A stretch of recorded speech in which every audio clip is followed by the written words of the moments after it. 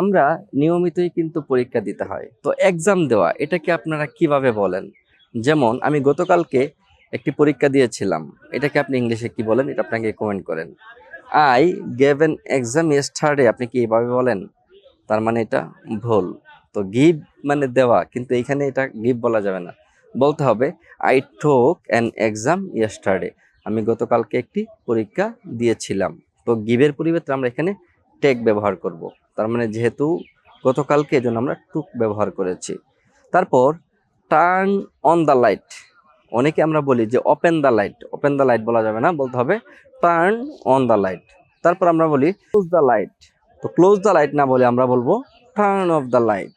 আমাদের বলতে হবে টার্ন অফ দ্য লাইট। ইংলিশটাকে সহজ করার জন্যই মূলত আমাদের এই আয়োজন। যারা স্পোকেন ইংলিশে ভালো করতে চান এবং গ্রামাটিক্যাল ফ্যাক্টগুলো নিত্য নতুন ভাবে শিখতে চান আমাদের সাথে, অবশ্যই ইংলিশ ক্রাফটের সাথে থাকবেন।